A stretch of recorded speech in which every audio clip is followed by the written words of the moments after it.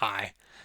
I have been working on a sort of challenge run for a while now where I want to beat Tiamat with just Magmar damage. So you can see me trying that out here. For the start, I'm just going to be trying to blow up the top of the pillar to the left of Tiamat there, and it's going to take me a while. There's a lot of enemies that are going to spawn, so we've got a while just to talk about some stuff. You can see I've got the axolotl here. I'm going to bubble the Magmar so that it floats past her head, and it's actually dealing fire damage the entire time. So we can take out half of her health just with that initial floating bubble. But then we are going to have to bring the Magmar back down and do that again, maybe twice. So there's going to be a lot of acrobatic flying later. That's fun. The thing that kind of got me interested in trying this out was a fact I learned a few months ago, that is how axolotl bubbles can kind of pause enemies in time.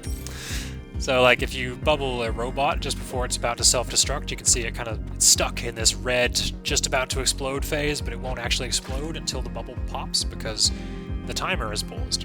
And similarly with Magmars, they live for 9 seconds usually, but you can extend their life by putting them in a bubble. Their timer doesn't tick down while they're in the bubble. So in that way, we're going to keep this Magmar alive for way longer than it usually would live, which is what makes the whole concept possible. I think that's neat.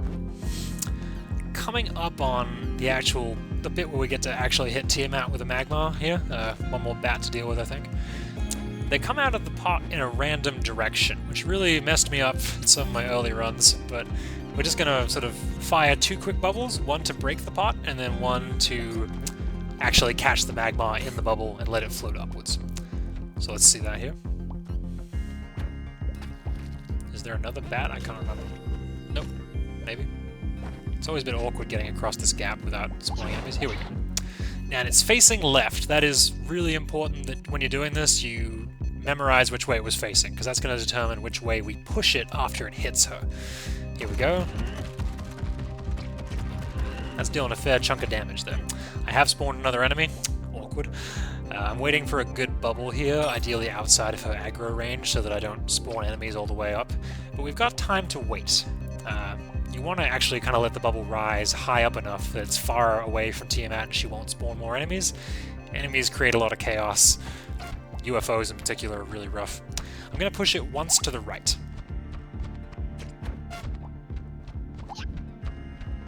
There we go.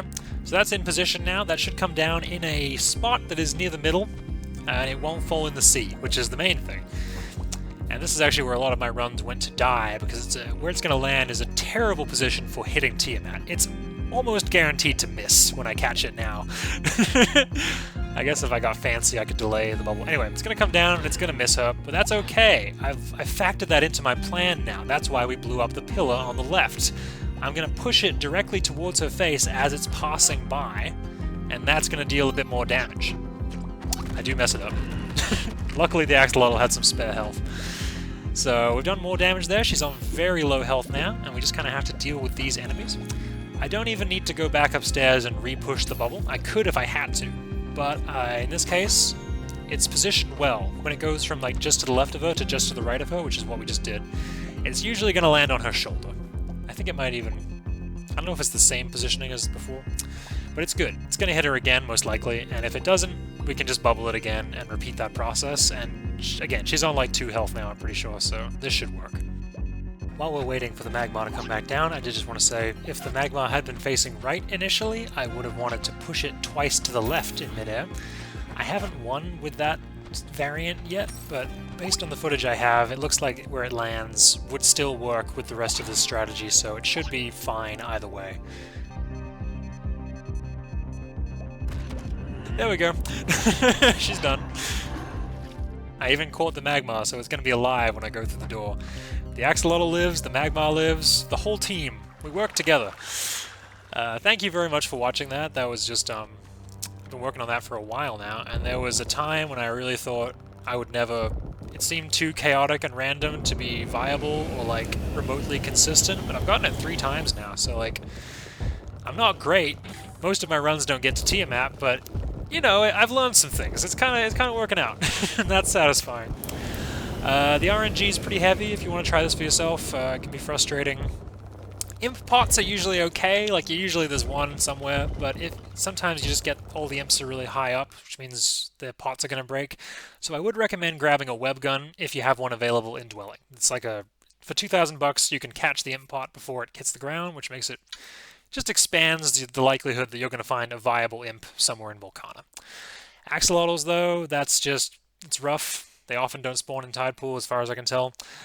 You've always got the chance for one last minute in a Neo Babylon zoo, but getting them out of there can be challenging, and Neo Babylon in general is just kind of a nightmare.